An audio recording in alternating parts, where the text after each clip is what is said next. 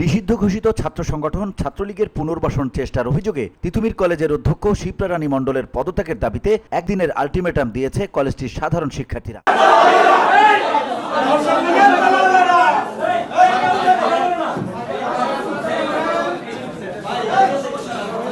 দুপুরে কলেজের অডিটোরিয়ামে মহান বিজয় দিবস উপলক্ষে আয়োজিত অনুষ্ঠান শেষে মিছিলের মাধ্যমে অধ্যক্ষের পদত্যাগ চান সাধারণ শিক্ষার্থীরা।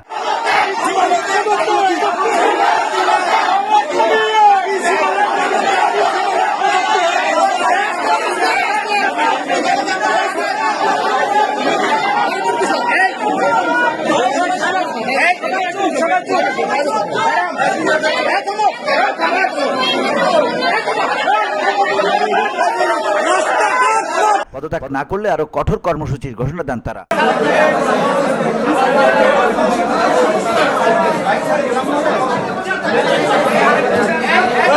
এর আগে শিক্ষার্থীরা মিছিল নিয়ে অধ্যক্ষের কক্ষে যান। মিছিলে সাধারণ শিক্ষার্থীদের সঙ্গে যুক্ত হন তিতুমির কলেজ ছাত্রদল। সে সময় অধ্যক্ষের কক্ষ থেকে শেখ মুজিব এবং ৫ আগস্ট ছাত্র জনতার আন্দোলনে ভারতে পালিয়ে যাওয়া সাবেক প্রধানমন্ত্রী শেখ হাসিনার ছবি অপসারণ করা হয়। সেই সঙ্গে অধ্যক্ষের কক্ষ থেকে নিষিদ্ধ ঘোষিত ছাত্র সংগঠন ছাত্রলীগের তিতুমির কলেজ শাখার সভাপতি এবং সাধারণ সম্পাদক জুয়েল মোড়লকে নিয়ে করা বিগত দিনের বিভিন্ন অনুষ্ঠানে তোলা ছবি অ্যালবামও অপসারণ করা হয়। শিক্ষার্থীরা অভিযোগ করে বলেন, তিতুমির কলেজের অধ্যক্ষ ফ্যাসিস্ট আওয়ামী লীগ সরকারের মদতপুষ্ট। গোপনে তিনি আওয়ামী লীগের নিষিদ্ধ ঘোষিত ছাত্র সংগঠন ছাত্রলীগকে পুনর্বাসনের চেষ্টা করছেন বলেও অভিযোগ তাদের। এছাড়া অধ্যক্ষ ছাত্র সংসদ অর্থ তহবিল থেকে ছাত্রলীগের নেতাকর্মী এবং আওয়ামী লীগ পন্থী শিক্ষক কর্মকর্তা এবং কর্মচারীদের বিশেষ সুবিধা প্রদান করেন বলেও অভিযোগ করেন এসব শিক্ষার্থীরা।